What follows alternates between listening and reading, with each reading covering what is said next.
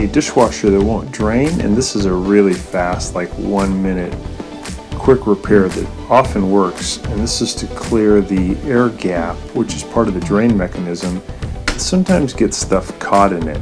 This is on a Bosch dishwasher. I'm setting it for drain, and I can hear it draining a little bit, but not as fast as it should be. So I'm going to see if I can find if there's something caught here in this thing by the faucet called the air gap. So I pulled off the top, and then I'm going to squeeze in on the two ends and pull it off. I'm going to use a little knife here to help me with some leverage. Should come right off. So now that we have that cap off, we can see that there's a bunch of stuff caught in this center part of the hole. Looks like probably an old fish bone got pulled in through the dishwasher drain, and then a bunch of stuff kind of collected around the fish bone, and that's what causes the drain. So we pulled that out. We're just putting the cap back on, click it in, and we put this little silver cap back on, and we're done. This has got the fix, a guy with a really easy, fast fix for a gas burner that is not giving you an even flame or a weak flame. So when you make sure that it's cooled down, you remove the burner cap, and using a sharp implement, I'm using a dental tool, but you could use a straightened paper clip. You want to just open up all these little holes here. And then the one that works the best is to take something sharp and poke it down into this little central hole. Sometimes it's a ways down, like maybe an inch down, but if there's a little brass piece called a jet, and you use an extended paper clip and you wiggle it around in there, it'll knock out any obstruction that might be in there, and then you'll get a nice flame again. So it's really easy. Should just take you maybe a minute or two. And often it's the front burners that get that from a boil over condition. Get some like maybe boiled milk that gets caught in there. It's a really easy one to do, and it'll get your burner working really strong again. So I hope this has been helpful to you, and please subscribe to our channel when you get a chance. This is an easy fix for a leaky dishwasher. We got a little leak here in the lower right hand corner as the dishwasher is running, and it's pretty slow, but it's kind of common with almost all dishwashers. Eventually they start to leak a little bit on the right or left corner, just a little bit of water, and it's just due to a seal inside here. It's very easy to clean and repair. So I'm just going to use a screwdriver to get the seal to come out. It's not put in by any fasteners, it's just put in by friction. I'm going to clean it up, get all the food particles and old soap off of it, and see if that's going to help. I'm also going to clean the little groove that it goes in. And when I put it back in, I'm not going to push it in really hard. I'm going to put it in very lightly and just let the door itself push it all the way in. And that way I'll have a better watertight seal. Sometimes these seals just get compressed so many times they no longer are fitting tight enough. So I'm just putting it in kind of loose, close it, and then we give it a test. Hey guys, can you take just a second to click on the subscription link below? It really helps our channel, and also the bell notification, so every time we make a new video, we can send it right to you. We make a new video about once every week. Really appreciate that, and if you give us a thumbs up, it'd be great. Thank you. I noticed when the water was spraying on the upper rack, there was a little more leak again, so I did the same procedure, but this time I pulled the seal further out, and I'm going to take it out almost about halfway on the full right side. I'm going to dry it off really well, clean up all the soap scum that builds up, just trying to get a nice watertight seal. I'm going to clean the edge of the door where it touches, and then I'll lightly put the seal back in. I won't push it all the way in, just maybe halfway into the groove. And that's pretty easy. That should solve your problem. And then when I tested it, no more leak. So that's a fast fix. Hope that helps you.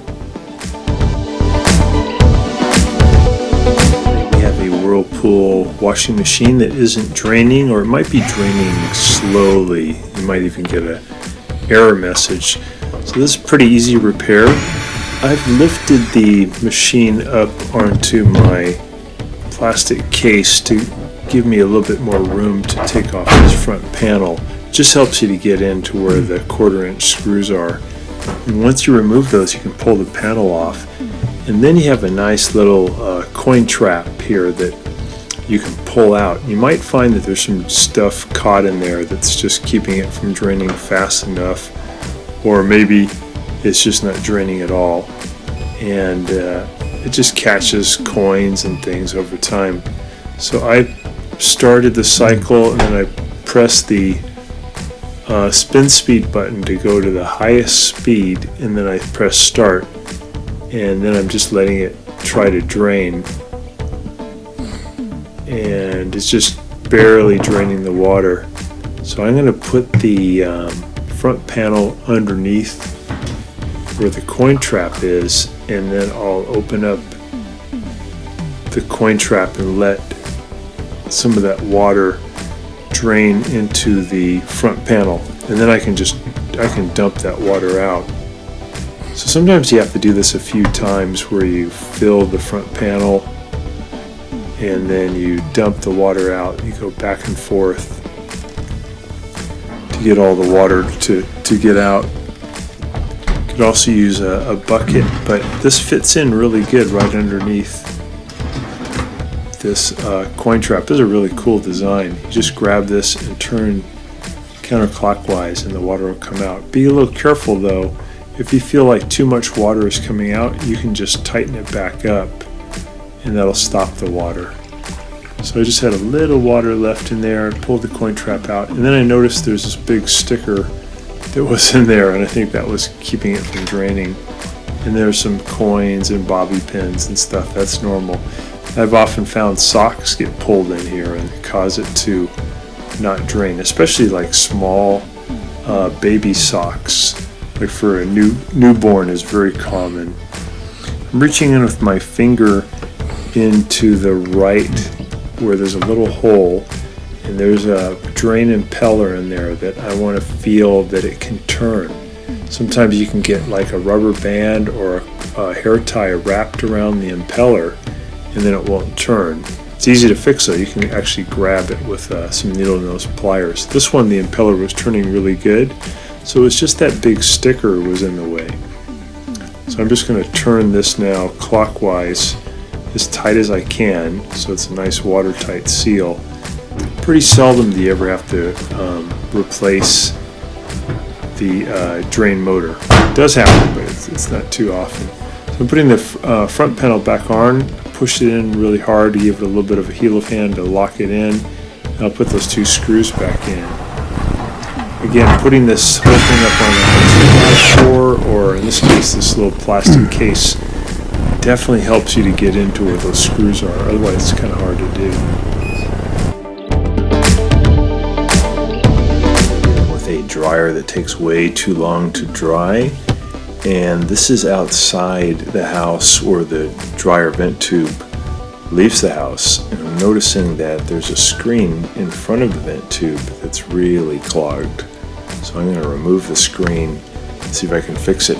People put in these screens sometimes to keep mice and rats and animals from crawling inside the vent tube, but unless you clean them now and then, they'll tend to get clogged with the lint, and then the dryer really just can't get rid of all the heat and the moisture. It'll just take forever to dry, or it'll keep tripping the thermal fuses inside the dryer. So I'm going to remove this screen by taking out a couple of Phillips head screws, and I'm going to clean it really well, but then I'll remove some of the material of the screen, so it'll still keep the small animals from getting in there, but it will allow a little more air to flow through, and if there's any lint that comes through the tube, it'll have a way out. So this should cure the problem, but it's probably still good if you use these screens, just to remove them now and then. So we can see there's just a almost 100% occlusion. The air just couldn't get out. And poor dryer, you know, it's doing a good job, but it just can't get rid of the moisture, can't get rid of the heat. And this can also be a fire danger too, because you can have a accumulation of lint inside your dryer. So if this is the case, you can remove the filter, remove the screen, and then just get all the junk off of it. Maybe use a wire brush. Make sure you have it completely clean. So I'll do that, but I'm also going to take some diagonal pliers and cut out a little bit of the screen. I'll cut out little squares to allow more airflow. I'm also using this lint eater tool, which is really cool. You can get this online. It's about 25 bucks, but it'll help you, if you hook it to your drill, to clean out the vent tube to see if you can get any other lint that might be hanging out in there. These come in 3-foot sections, so I'm going to add another 3 feet, go a little deeper in there. And once you get a dryer to be able to get rid of all of its heat and moisture, it runs great. Usually the dryers are okay, it's just these vent tubes get occluded over time. So that's pretty clean now. This is a pretty short run too. The vent tube only goes about maybe 5 feet. So now we're using the diagonal pliers just to cut out a few sections of the screen. The better system for these vent tubes when they exit the house is the little vanes or flaps that hinge. So when the heater's on, when the dryer's working, it pushes the air out and the vanes open up, but then when you cut the power, they close. So here's the little holes that we did. And that'll help more of the lint to be able to pass through. And then I'll just take the Phillips head screwdriver and just screw this back into position, but that's going to do the trick. So I hope this helps you get your dryer going. Thanks so much for watching our video. Please leave any comments or questions in the comment section below. We really appreciate that. We have a really nice video coming up for you right here that I think you'll enjoy. Very similar, dealing with appliance repair. So thanks again for watching our video.